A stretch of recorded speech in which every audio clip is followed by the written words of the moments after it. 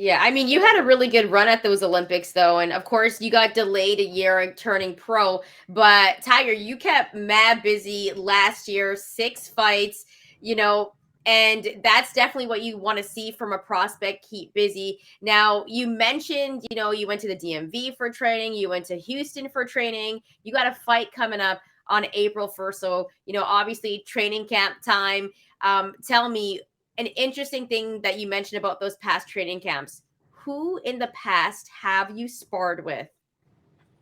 I sparred against a lot of great fighters. I sparred of course Stevenson in the past. Terrence Crawford.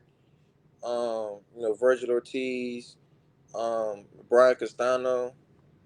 Terrell Goucher. Um, who else? I sparred Boots Ennis. Um, you know I sparred. I sparred a lot of great fighters. And it helped me stay motivated. All right, let's. I want to. There's you threw out a bunch of names at us that are very interesting.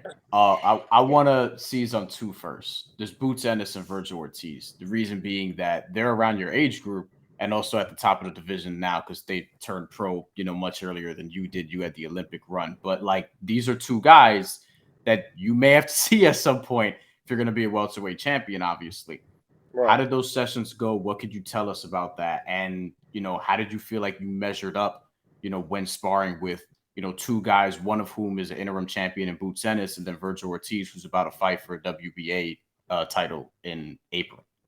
Well, last year, the beginning of last year, actually around the same time, probably like yeah, this around the same time, I had went to LA to I was in Terrell Goucher's training camp, and actually around this time, the All Star Weekend was in Cleveland last year, Mm. so um, right before the All Star Weekend came, Terrell had got a fight. He had got a date, and my one of my coaches, PJ Prentice Bureau, he was going out there to help train Terrell, and he was like, "Man, you might as well just come, man, and get some work."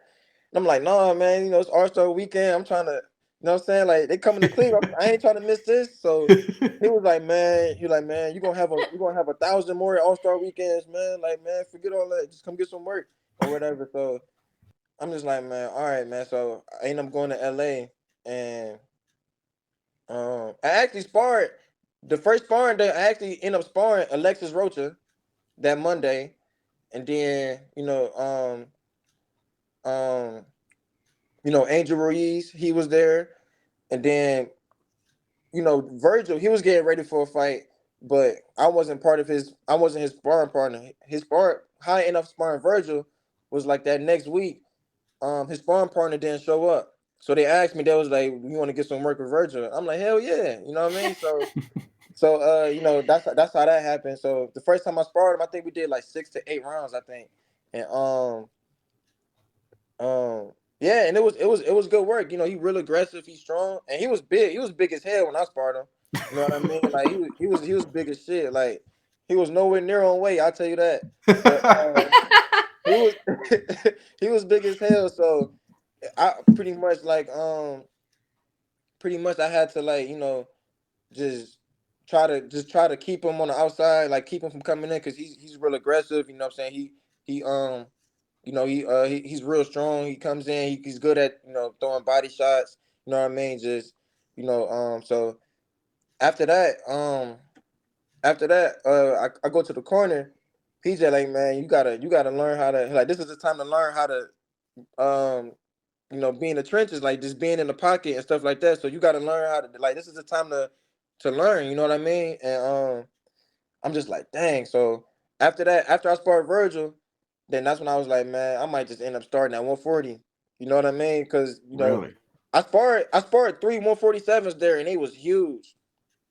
You know Yeah. what I mean? Like Mm. they was like huge compared to me. And the crazy part was, like, I was taller than all three of them, but they was just big. You know what I mean? Like they was just Yeah. big. So I'm just like, dang. So I'm like, man, I might just, that's not considered, like, man, I might just start at 140 and then develop, get bigger, then get to 47. You know what I mean? So that's when I kind of like had my mind made up that I was gonna start at 140. So Vergil Ortiz almost changed your mind, like in terms of like going down to 140 to start because he was so Yeah, big. man, dude. Like that was because Vergil was the last 147 I sparred at that camp. So after Vergil, that was like the icing on the cake. I'm like, man, these 47s is big, man.